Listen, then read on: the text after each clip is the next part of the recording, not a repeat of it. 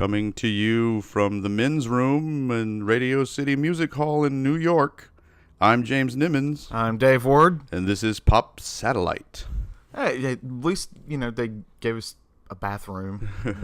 We can go whenever we want. Right. Oh, look at that. My girlfriend's calling, and I have to ignore it because I'm at work. Oh, man, she's going to hate that. But she might appreciate being part of the podcast. So welcome to the music episode, everybody. I'm hoping to see a lot of comments in the comment section, or at least a few, because I know at least 4 people listen to this. Yeah, we thank you for listening. Yeah, if you do listen, spread the word. Please do. So what we're going to do is we're going to talk about obscure bands that we think are, worth something or that have impressed us. And we hope you guys do the same. You don't have to follow our format. You can just post links to songs if you like. But it's better to put a little sentence of why you like the band. Something like that. Just a suggestion. So I'm going to let David go first. All right. Well, I like to look at a lot of stuff at late night because I have insomnia. And it usually ends up on YouTube looking, as aforementioned, for music. And I like to look in Japan a lot of times because they come out with some really good stuff, to be honest with you. So there is apparently like a big rock and metal movement going on in Japan that started back like 2008 to 2010.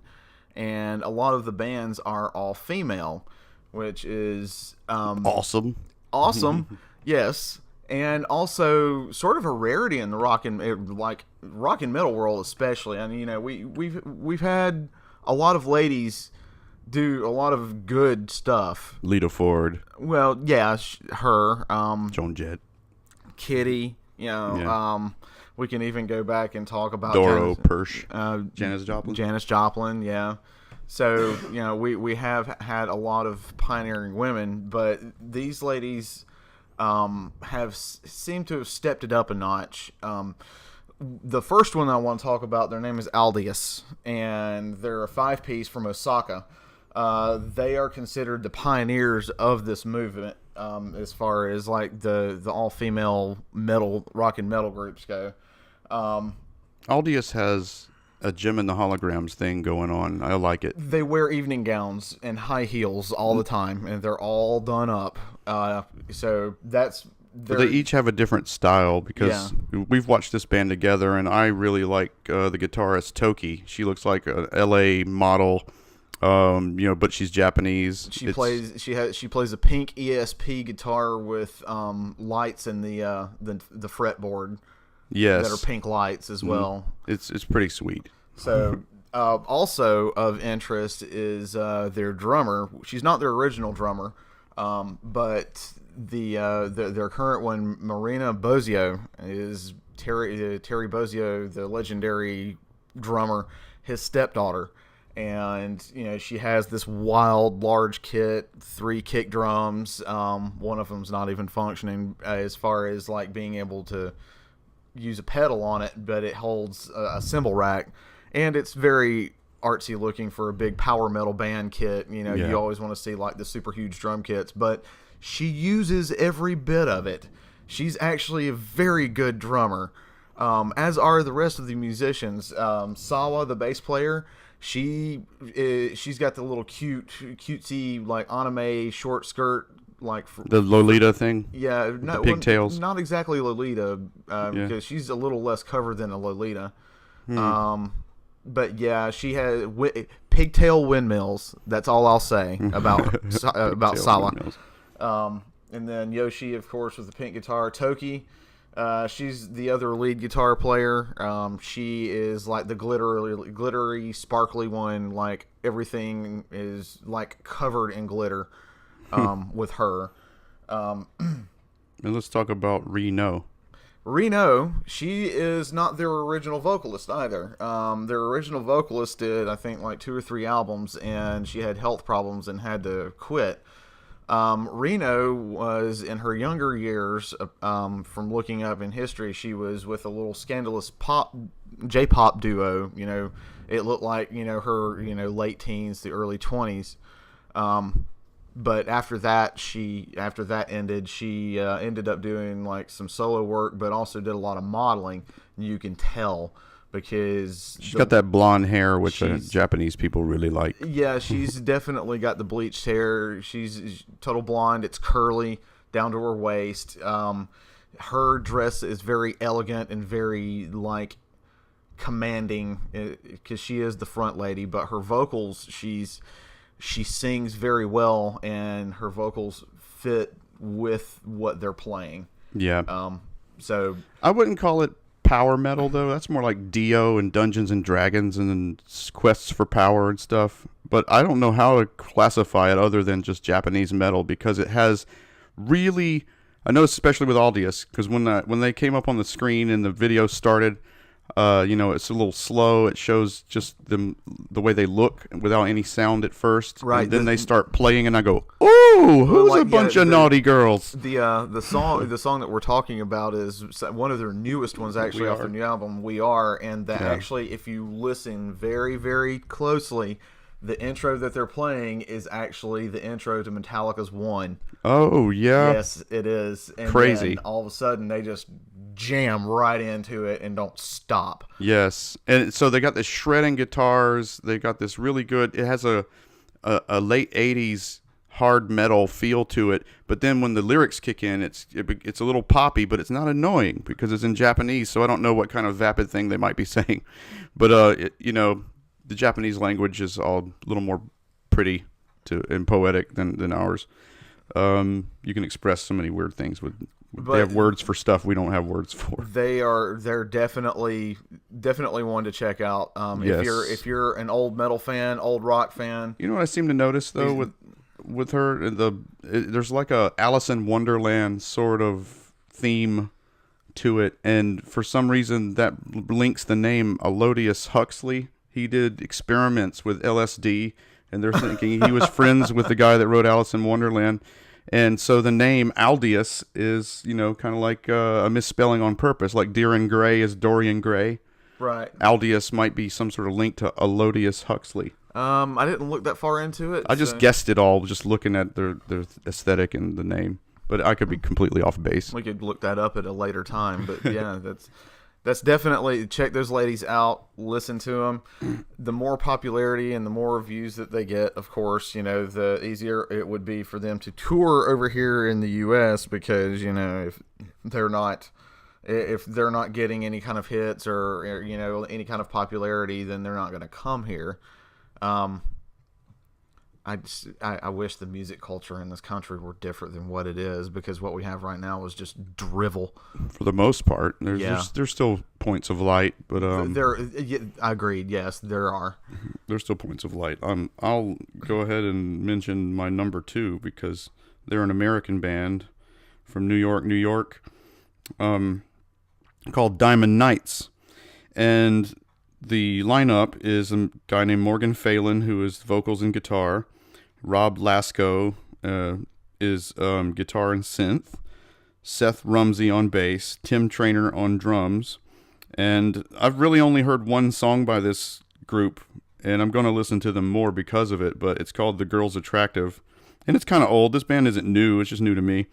And I figured newer to the world. A lot of people probably haven't heard of them. But you can find them at diamond-nights.com. I'm going to put all this up on graphics, but like they're like a disco sleaze sort of thing going on. They're really like nonchalant. I really dig it. There's a part in the song when the girl's attractive where the guy's just going ha. I guess we'll play clips of all these too, so if you haven't heard clips so far, it's not going to happen. But if you have, I've gone ahead and put them in. So that's all I got to say about Diamond Knights, other than they're from New York, and that gives me a little hope for American rock and roll. For some reason, I thought they were British when I first heard them, because it had this weird 70s, sleazy pop sound to it. And the Brits, they always like, they're into that right now. I was gonna say the Brits imitate our stuff They're toe really into well. that right now. They have a couple of different fashion and music movements that really draw off of 70s culture and the sleazy LA America. They just eat that stuff up, man. They do. They eat it up. They love Classic Americana, man. Some drama. It's attractive. But yeah, so that's where you can find them. What was your next one? Well, I'm gonna talk about one. We're gonna stick with like the old '70s American themes, and this is the one that you and I discovered together a long time ago. And they are a funk band, and back in Japan, again, they're called Zainichi Funk. Yes. And these dudes are on it. Like if you took James Brown and his backup band and gave them speed, and then put them in Japan. Turned them into Japanese people, then this is what you're going to come up with. The Japanese version of James Brown still has James Brown's hair. Right, he does. The front man is phenomenal in his moves and his like. They all dress. They've all got. They dress the part. He dresses the part, but the band does too. I mean, the band's all in it looks the same, and they're in the same dress. They got a brass section. Yeah, and you've got one of the horn players that's like the instigator, goofy, I guess you'd say. The goofy complimenter, the instigator to everything. You can tell he's the one in sunglasses. Yeah, the trombone player. Yeah, I love him. So I think he's Japanese, by the way, because the lead singer's Korean. Yeah, he is. And maybe a couple of the other band members might be Korean. He calls out their names in some of the band songs, so I know that I hear Japanese last names. Murakami. Yeah. So if you're into nostalgic music and you're into that funk, soul, R&B, especially from the 70s, that's a lost art form. Honestly, Mm-hmm. that is true musicianship when you listen to a funk band, because that's a lot of parts being played at different intervals, and it really does take soul to pull it off. It does, because not only do you have like the horns playing their part, guitar, drum, bass, of course, and then the front man is his own part, because he's the one that's leading the audience. He's the MC. Mm-hmm. The band is his support. All eyes are on him. Yeah. So you don't see a lot of that anymore, and these dudes are spot on. So definitely give them a shot. Zainichi is a slang term for a Korean living in Japan. So they went ahead and he's owning that and turning it around. I'm guessing a lot of Japanese people like him because that band is really popular there. Very, very popular there. And you can find a lot of their stuff on YouTube now. Like there was a time period actually that we couldn't find anything on them after we discovered them, and it was because of their record label in Japan. But apparently Columbia Records bought whatever record label they were on, so now they are back to where you can look at their videos and their stuff online. I actually, and this is a shame on you, iTunes, I'm going to scold you for this, because, okay, here's the deal. You no share in America. Well, okay, yeah, here's the deal. If you have an iTunes account, you're bound to a region to where you're from. So for us, it's the North American region. So, unfortunately, for living in the North American region, you cannot buy music or material from other iTunes listed regions. Zainichi Funk was listed as the Japan Asia region, and I was unable to buy their music on my iTunes because we were not in the same region. I once, while trying to circumnavigate that, found a way to log into other regional iTunes stores, but I fucked my iTunes up, and it would only go to the iTunes Australia. Well, the same thing applies though, because I was able to do that too. I was looking at other Japanese bands, but when you go to click to buy their music, it won't let you. Yeah, I think I might have. It tried to charge me in yen. I think I was looking for a Regurgitator song, and that's one I should have mentioned on here. I guess I'll go on another music episode for Regurgitator, but that's an Australian band that's worth looking up. So they're funky. Okay, so here's the end of the story. I actually called Apple's iTunes support and explained to them what was going on, and this is how I found out that I was not able to buy cross-region like that. was because oh, you're not from that region, so you can't buy that music. And I sat there, I was like, okay, Stupid. yeah, it is. I was like, okay, so you're telling me that because I'm from the North American region, that because I found this band in Japan that I want their material from to listen to, that I cannot buy it because I'm not in the same region they are. That's what you're telling me. Yes. I said, so you're purposely sending me to your competitor Amazon where I can buy the CDs, which is actually what I ended up doing, by the way. And this doesn't bother you?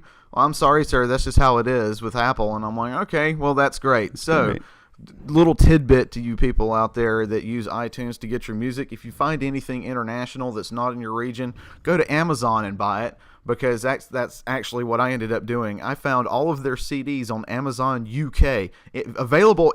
They were in England.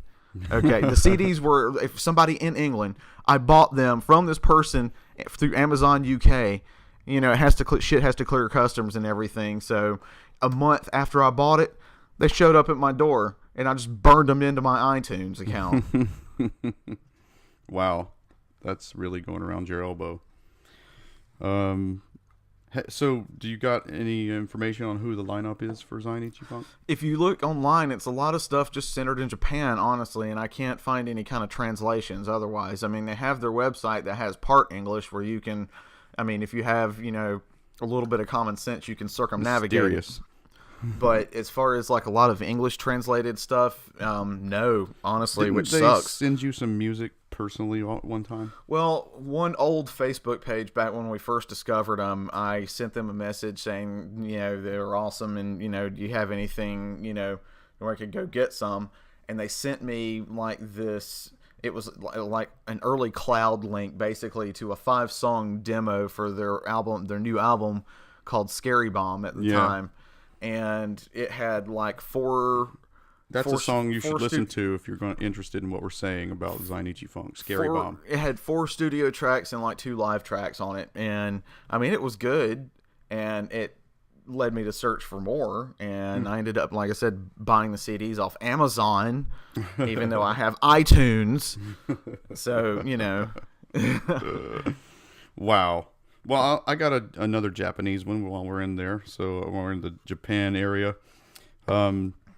We came across this one together too, Yosei Teikoku. Oh yeah, the little dark fairy metal. Yeah, and I think that's a Japanese version of Fairy Kingdom or something like that. Yeah. Because their website is dasfrienreich.com. That's German for the Fairy Kingdom. So anyway, the lineup is vocalist, the very, very attractive Yui. And on keyboards, and what did I put R for? Keyboards is Tachibana. And background vocals, bass guitar, Nanami. Lead guitar, Serene. And their drummer is someone named Geit. Who is insanely fast. Yes.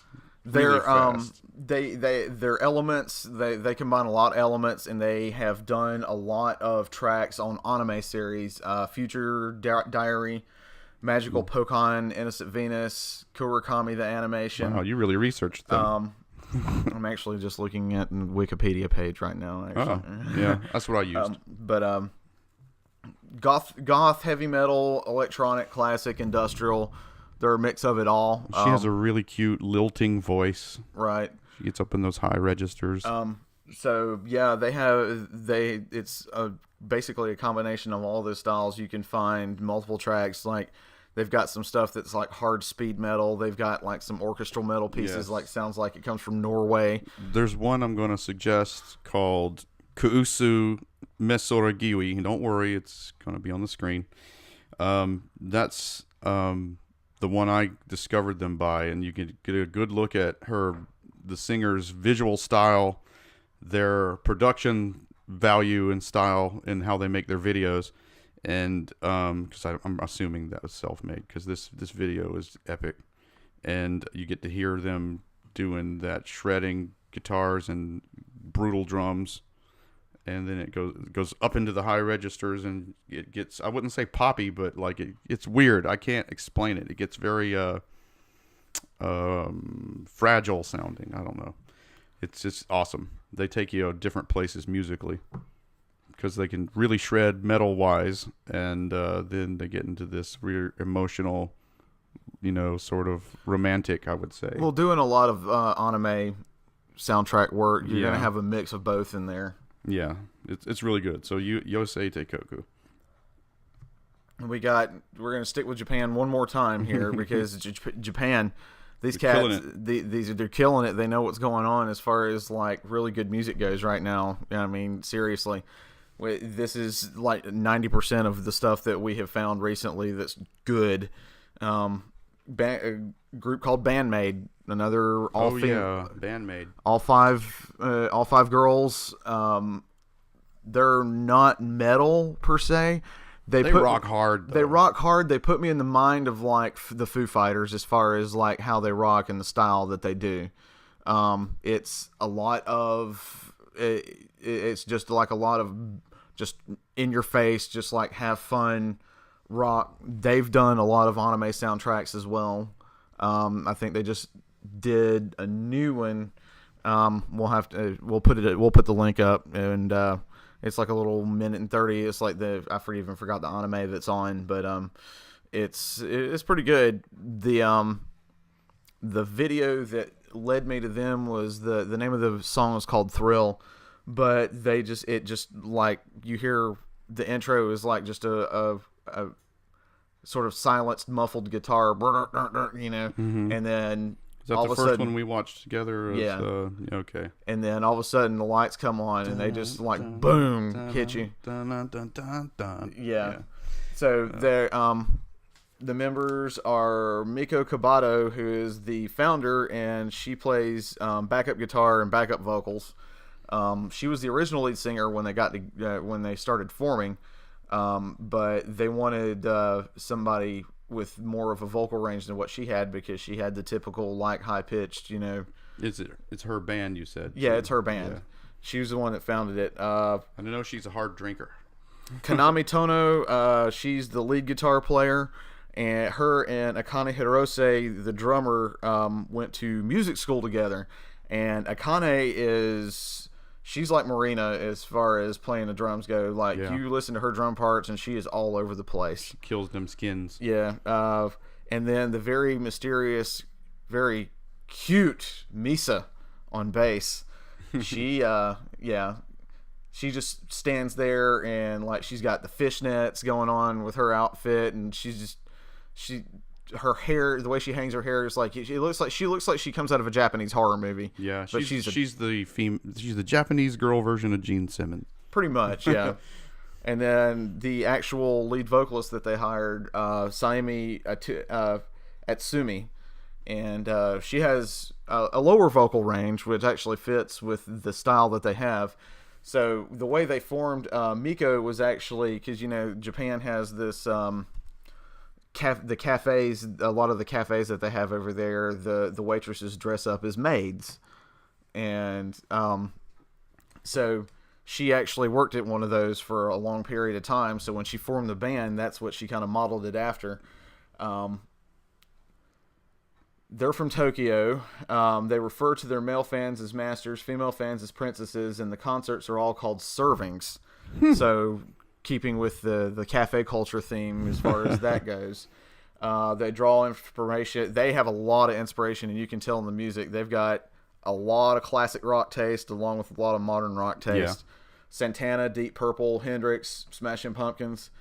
They all play multiple instruments otherwise, horn, string instruments. So they're all music school dorks that got together and basically just formed a rock band. And they've got this cute little cafe maid outfit going on. Akame, the drummer, she wears these tiny hats along with it. So apparently she has her own little tiny hat fan club that formed from that I've seen. But they're very good. They've had I don't think they've had any lineup changes or anything. I think it's just been those five from the get-go. Got a lot of stuff out, so check them out as well. Cool. I'm going to take it to England for a second and talk about this band named Bal Sagoth from Sheffield, Yorkshire, England.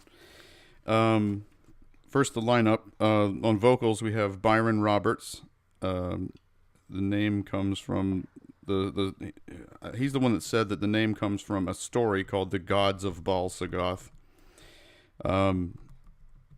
Let's see. I think that he's mostly the whole driving force of the band. I don't have any other members on here, but I'm sure he plays around with guest musicians. Has to. When you listen to some of these albums, they have 6 albums, 3 on Cacophonous Records and 3 on Nuclear Blast. And the one we're going to talk about is a specific song on the album by the same name called Starfire on the Ice-Veiled Throne of Ultima Thule. Oh, right. They have names like that for all their songs, like Dragon's Blood on the Horizons of the Third Moon of Xandar. Yeah. And so they play this hardcore metal. That's like some Aboth stuff right there. Yeah, it's they play very hardcore metal, and most of the time the vocals are just this guy telling you a story.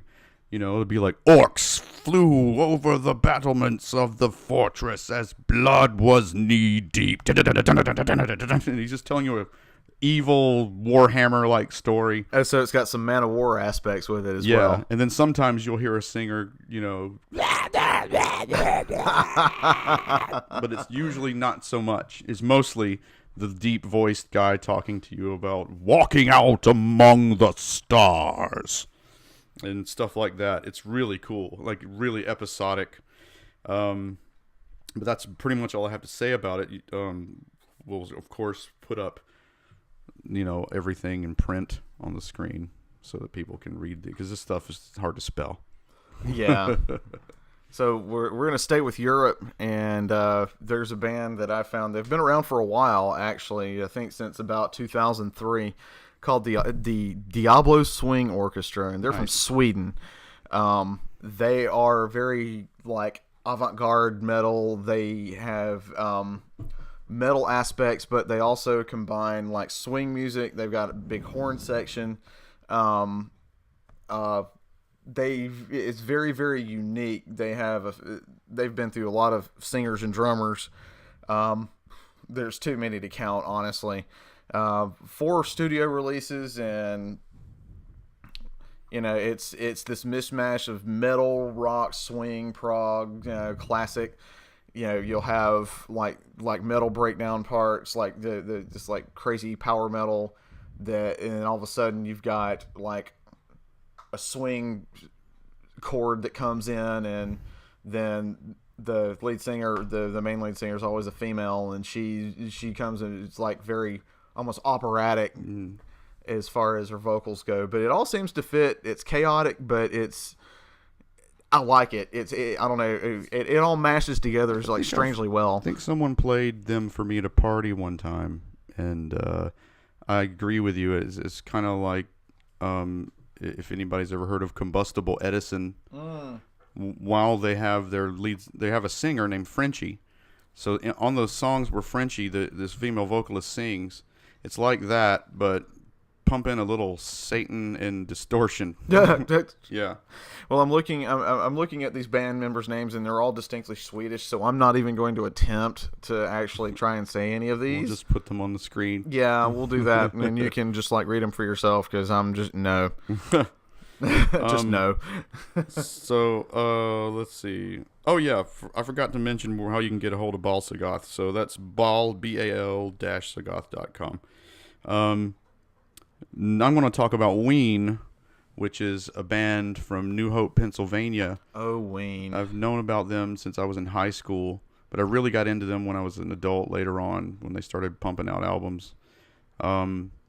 No 2 albums are alike. No 2 songs are alike. It's impossible to classify them as a specific genre, but whatever genre they decide to exemplify in whatever song they play, they fucking kill it. They do fast songs. They do songs about drugs. They do slow songs. They're largely on drugs. Yeah, they do very well written. Well, actually, they're both sober now. For the longest time, Mickey, who plays the part of Dean Ween, Mickey Melchiondo and Aaron Freeman, who is Gene Ween. And they're usually accompanied by Dave Drywitz on bass and Claude Coleman on drums.